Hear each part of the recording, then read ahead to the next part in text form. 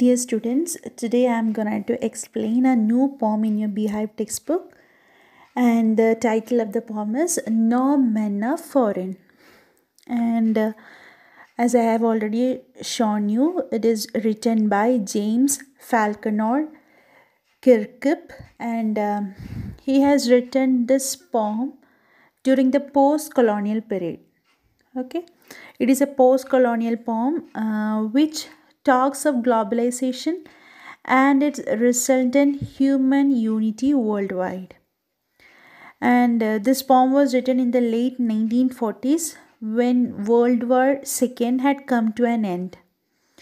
And dissidents were revolting against the oppressive rule of the colonial powers.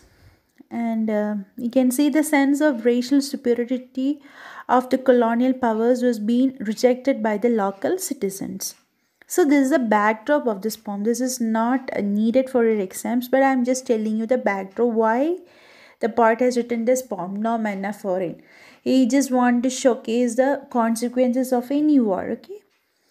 And from the title itself, we can say No Men Are Foreign. It is giving the idea that we all are same. We are not foreign to anyone, okay? So we can say this poem, it is telling that no human beings are different, okay? And the part is reminding us that man-made differences are baseless and they have caused endless wars and bloodshed. And he conveys a message of universal brotherhood as well. And he explains that no men are foreign and strange, and all are alike and are the sons of the God Almighty. We all are alike and we are just the sons of God Almighty. And he is explaining that everyone in this world is same and all men are same. They eat, they live and die the same way. So this is the main essence of this poem, universal brotherhood. He just want to emphasize this point. We should focus on universal brotherhood. That is a basic theme of this poem. The central idea is universal brotherhood. No men are foreign. All are same. All are alike and are the sons of the same God. Everyone eat, live and die the same way. Irrespective of the countries, everyone is having the same life. Now we can go to the stanzas in detail. So in this poem we can see total 5 stanzas are there, and each stanza is conveying the message of this poem. So in the first stanza, if we are focusing on the first stanza, remember no men are strange, no country is foreign. Beneath all uniforms, a single body breathes like ours. The land our brothers walk upon is earth like this, in which we all shall lie. So the first stanza, the first word itself, remember. The poet has used a word, remember. Okay, so that word is giving us a reminder. It is having a didactic note. Okay, he is intended to teach us a lesson that all humanity is alike in this heart and spirit. He just want to focus on this thing. He is giving us a didactic note, means he is just intending to teach us something. What he is telling? No men are strange and no country is foreign. All are the same. No one is strange. Strange means unknown. No men are unknown to us and no countries are our foreign countries. They are our own native countries. And beneath all uniforms, a single body breathes like ours. Beneath means under. Under all uniforms, irrespective of the different armies' uniform, all are having the same body under the uniform, because the God has created all men equal. And the same type of a body is breathing under a uniform. The land our brothers walk upon is earth like this, in which we all shall lie. So here the part is telling that where we are walking, where the place we are walking, the land over where we are walking, it is the same place like the land of our brothers. The earth is alike everywhere. We are living in the same earth. And see, The last line of the first stanza, in which we all shall lie. We all shall lie, it is showing the death sequence. When we are getting dead, what will happen? We all lie in the grave in the same earth. There is no special earth for anyone. All are lying in the same earth, and we are lying in a grave that is built on a same earth. So, no man is strange, no men are strange in this world, and no countries are foreign to anyone. And beneath all uniforms, everyone is having the same body, and everyone is living and lying and dying in the same Mother Earth.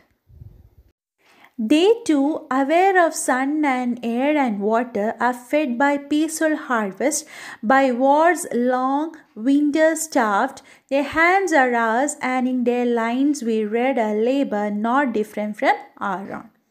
So now in the second stanza we can see the word they. They shows the people of other countries.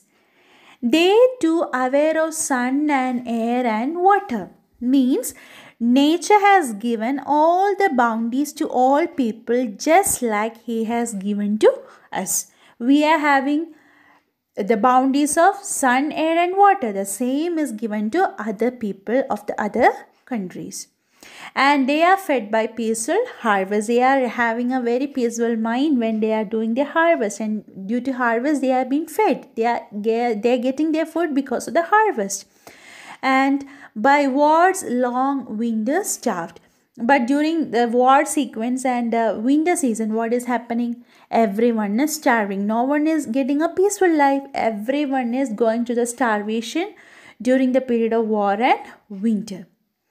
Their hands are ours, in their lines we read a labor not different from our own. Their hands mean the people of the other countries. They are also having the same hand like ours, and they are also doing the work. They are also toiling in this earth, and their work is not different from our own. Their labor means their work, their hardship, their toil, that is not different from our own. They are also working like ours. They are happy during the peaceful harvest, and they are also starving during winter and war time. Especially the poet wants to emphasize the word war. During war, everyone is starving, and the nature has given all the bounties to all the people all around the world. Remember, they have eyes like ours that wake or sleep, and strength that can be won by love. In every land is common life that all can recognize and understand. So again in the third stanza we can see the word remember. Again it is a didactic tone. It is intending to teach us something. And the writer is telling that they have eyes like ours. They means the people of other countries. They also have the eyes like ours, and that will help us and them to wake and sleep. And strength that can be won by love. That is the main theme. We can achieve the strength. We can want the strength only through love, not by any atrocities or not by any physical force. We cannot achieve anything in this world. We can achieve everything with the help of an emotion called love. In every land is common life that all can recognize and understand. In every land means in every countries, there is common life, and that all can recognize and understand. We all can feel it. We all are having a common life, and the same common life is being practiced in all other countries. All people, all around the world, the people are having the same life. They are living in this world and they are just dying in this world, and we all can equate it with our life, and we can understand it as well. Let us remember, whenever we are told to hate our brothers, it is ourselves that we shall dispossess, betray, condemn. Remember, we who take arms against each other. So here in this stanza, the poet is giving us a warning. Not to the common people, the people who are just hating the others, who are taking the arms against others. He is giving a reminder to them. He's telling that when we are doing this one, when we are hating our brothers, when we are told to hate our brothers, what we are actually doing, we are actually disposing ourselves. We are betraying ourselves and we are condemning ourselves. The meaning of disposes means dislodge. We are just throwing it out. We are disposing of. And we are betraying. Betraying means cheating. And condemn means criticize or attack. So whenever we are criticizing or attacking any others, what we are actually doing, we are actually doing that to ourselves. And that is happening to the people who are hating other brothers. Our brothers means the people of the other countries, and who are taking arms against the people of other countries or the citizens of the other countries. It is the human earth that we defile.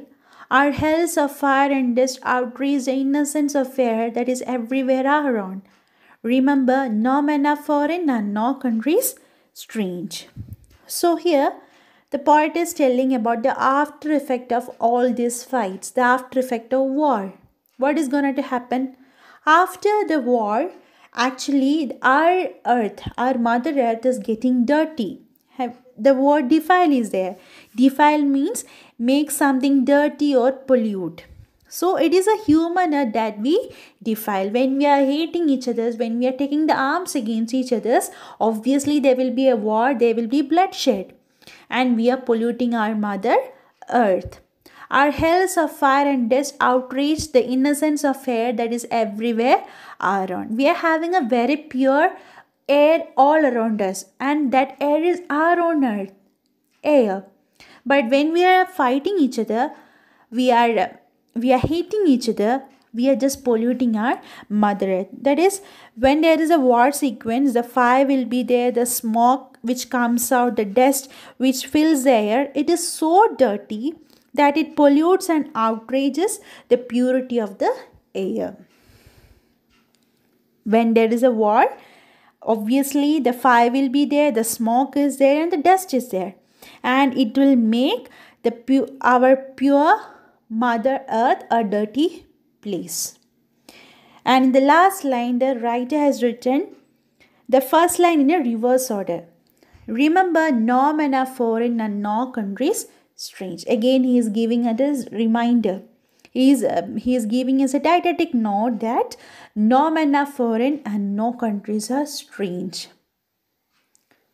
He just reverse a line. The first stanza, first line, he just reverse in the last stanza, last line. And he just want to emphasize that everyone in this earth belongs to each other.